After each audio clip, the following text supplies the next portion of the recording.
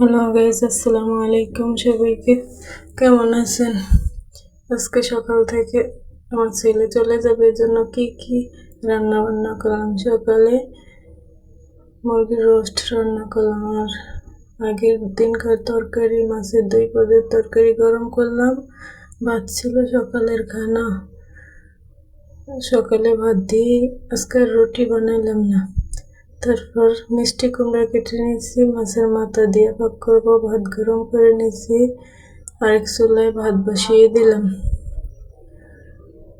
আজকে ভাতগুলো রয়ে গেছে, এই জন্য ভাত আর পাক করলাম না। আবার দুপুরের খানা গরু মাংস ছিল, গরম করলাম। আর এখানে আমি এই যে মুরগির রোস্টটা পাক করে নিলাম ছেলের জন্য। ছেলে মাদ্রাসা থেকে আসছে তো, আগের মাছ ছিল, মিষ্টি কুমড়ো দিয়ে মাছের মাথা দিয়ে পাক করলাম। অনেকদিন পর ছেলে মাদ্রাসা থেকে আসছে, আবার চলে যাবে, এই জন্য নিজের হাতে একটু রান্না করে ভালো মন্দ খাওয়ালাম। আসলে মাদ্রাসার যে রান্না করে বাচ্চারা ঠিক মতো খায় না, ও কোনো মাছ খায় না। বলে কি মাদ্রাসা মাছ নাকি কাঁচা গন্ধ লাগে। গরু মাংস, গরু মাংস তো বেশি খাওয়ায় না, কিন্তু মুরগিটা খাওয়ায়, তবু মায়ের মতো কি আর রান্না করে খাওয়ায়? মাদ্রাসার রান্না বান্না তো বুঝে নেই,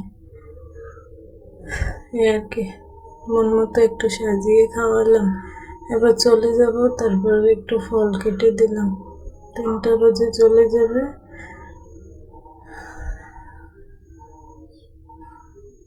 একটু ফল দিলাম, 2টা ডিম সিদ্ধ করে দিলাম।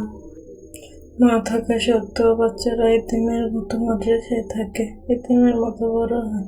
আজকে ছেলে চলে যাবে, মন অনেক খারাপ, অনেক কষ্ট। বুকের ভেতর যে কি অবস্থা লাগে সেটা আমিই জানি।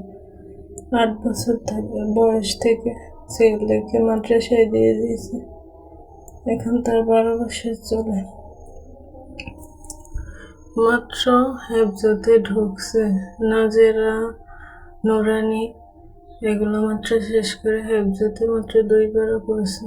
ওরা রেডি, চলে যাবে। আজকের ব্লগ এটুক পর্যন্তই। সবাই দোয়া করবেন আমার ছেলের জন্য। আজকের ব্লগে এইটুকুই। ভিডিও ভালো লাগলে প্লিজ লাইক শেয়ার করবেন।